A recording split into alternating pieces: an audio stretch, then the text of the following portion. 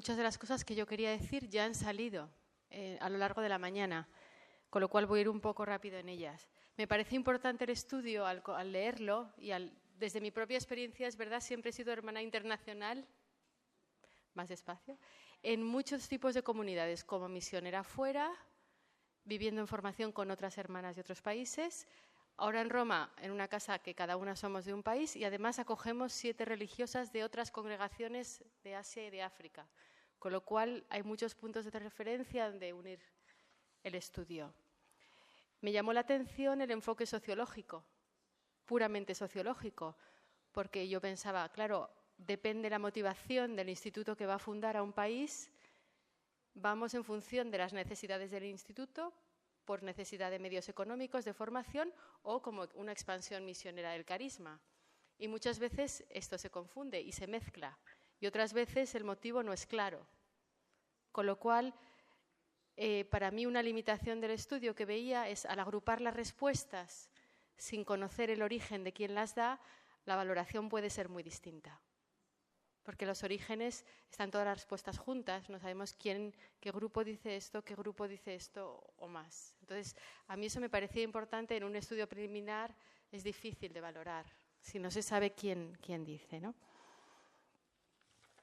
En esto de que no se sabe quién dice, también, por ejemplo, ver si la religiosa está en su propia congregación o está acogida en otra. Es muy distinto cuando se habla del sentido de pertenencia o de la no valorización. Las implicaciones y las actuaciones son muy diferentes. Y creo que es bueno considerarlos para poder saber cómo actuar.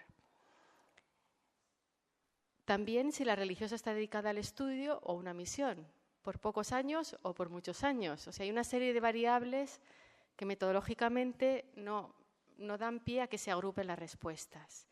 Y una cosa que yo no conozco, aunque tengo hermanas norteamericanas, no sé el peso específico que tienen las hermanas internacionales en el conjunto de la vida religiosa americana. Está claro que son más jóvenes, que son una fuerza en activo. ¿Cuántas religiosas hay en Estados Unidos en activo? No sé, yo no lo sé. Entonces, probablemente está en el estudio, pero entre los resultados preliminares no se puede inducir. Entonces, creo que es muy importante conocer el peso específico que tiene esta realidad en términos comparables. Eso es bueno, todo esto es metodológico, pero a la hora de leer el estudio me parecía que era bueno destacarlo.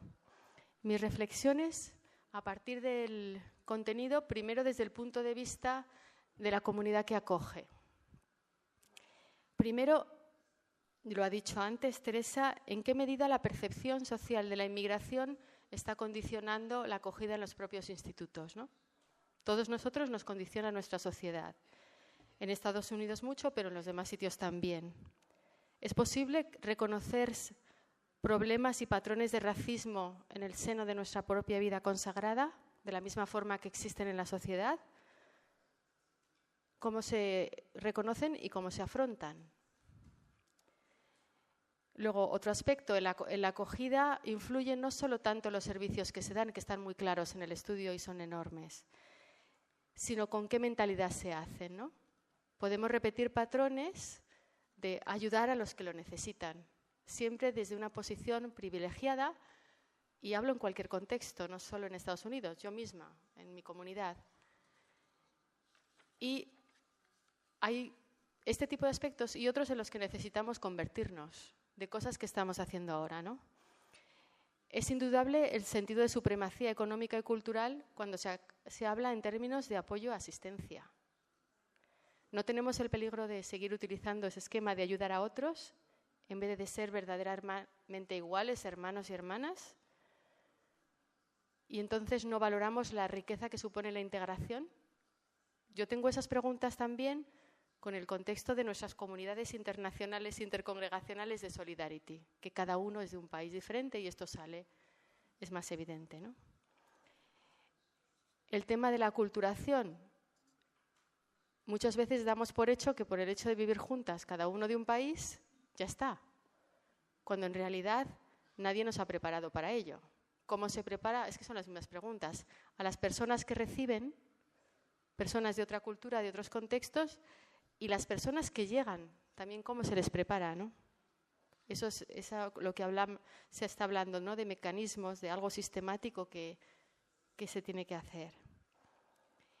Y en el caso que cuando acogemos a hermanas de otro instituto, en casa, nos quedamos solo a nivel asistencial de, ¿cómo se dice? Hospitalidad, comida, sí, ayuda espiritual, o favorecemos una experiencia más profunda de intercongregacionalidad, de complementariedad de carismas, y llegamos a ese fondo de vida religiosa que nos une, independientemente de que una vida sea más o menos reglada, más o menos conventual o con estilos diferentes, ¿no? Cómo llegamos a compartir ese fondo.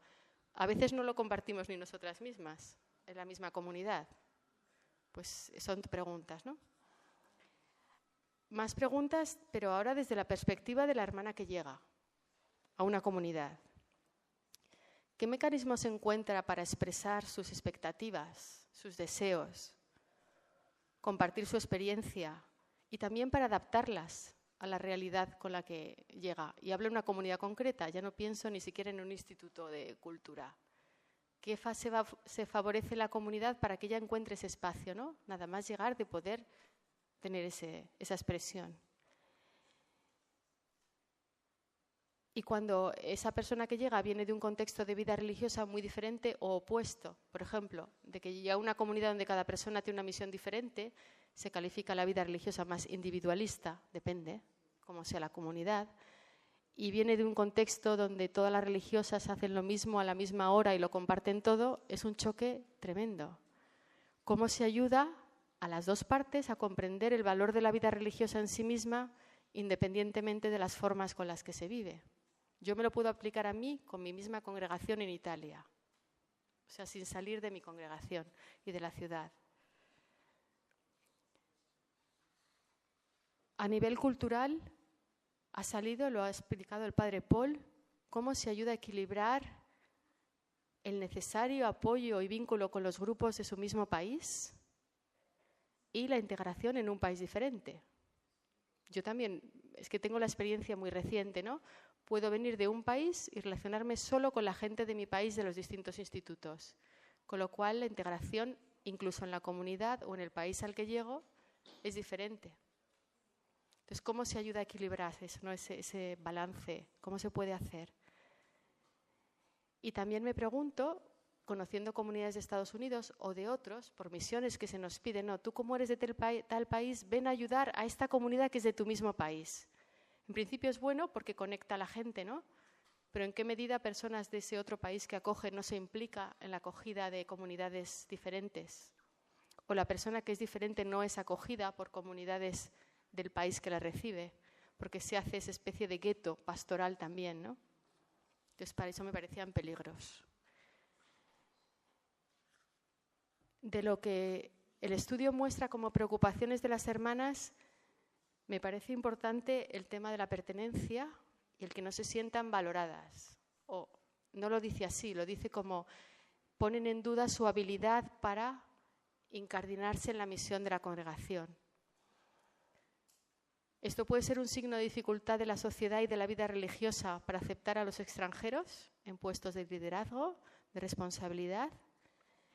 Y también me llama la atención, es que creo que se me ha ido una hoja. Sí. Cuando se analiza los servicios de las religiosas internacionales, ¿no? Si se agrupa parroquias, servicio hospitalario y servicios sociales, teniendo en cuenta que hay un 14%, si no recuerdo mal, de gente que estudia, la mayoría son servicios sociales y asistenciales. En educación y en universidades hay un 15%, ¿no?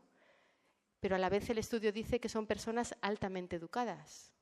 La sociedad norteamericana o la nuestra, ¿no las consideramos capaces de educar a otros, de tener tanta presencia en el sector de la educación como en el de la sanidad o el de la asistencia?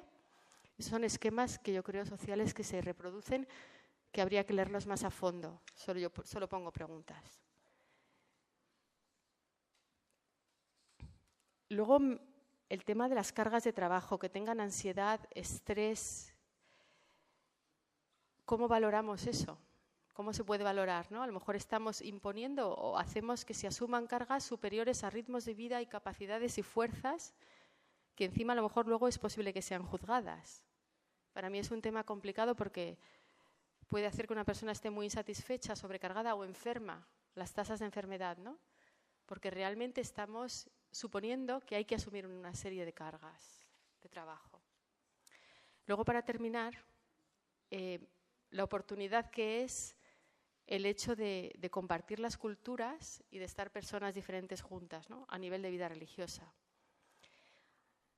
Y lo voy a leer porque está mejor que si lo digo de palabra.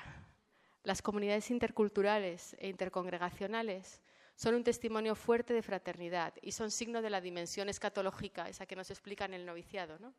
La vida religiosa, símbolo de la dimensión escatológica. Y tú dices, ¿y eso? Pues es esto, ¿no? Que podemos vivir juntos de lugares diversos, mujeres y hombres, y de verdad hacer una fraternidad universal. Pues esto es la acogida de los hermanos y hermanas de distintos orígenes en distintos países y poder hacerlo juntos. Nuestra vida de comunidad es un anuncio explícito, según la teología de la vida religiosa, ¿no? Pues ¿cómo estamos anunciando eso con la acogida de los hermanos y hermanas internacionales? Y yo me preguntaba, ¿es posible que el sentido y la dimensión teológica de la interculturalidad en la sociedad y en la vida consagrada sean esos odres nuevos que estamos buscando y en los que situar el vino nuevo que aportan otras culturas y otras hermanas? ¿No es la realidad de la multiculturalidad vivida y profundizada una oportunidad y un modelo para las sociedades que parecen rechazar cada vez más la inmigración? No necesitamos urgentemente reconocer y profundizar todas las dimensiones de enriquecimiento mutuo que supone compartir la vida y la misión desde culturas diferentes. Yo después de esto, a lo mejor un estudio bonito sería analizar eso, ¿no? Todas las enormes dimensiones de riqueza, porque así también quedaría un equilibrio. Pero ahora preguntándonos nosotros, ¿estamos preparados para conocer y reconocer esa realidad de hermanos y hermanas internacionales en cada comunidad y en cada misión, en la vida religiosa del país, de la misma forma que se reconoce el apoyo y la ayuda que se le brinda? ¿Cómo lo podemos hacer? Yo creo que la realización y el estudio de los datos que se ofrecen es una enorme oportunidad para tomar conciencia de la realidad de esta multiculturalidad como punto de partida de la vida religiosa, para buscar esa integración que testimonia en la vida de cada día que es posible esa fraternidad a la que estamos llamados. Gracias.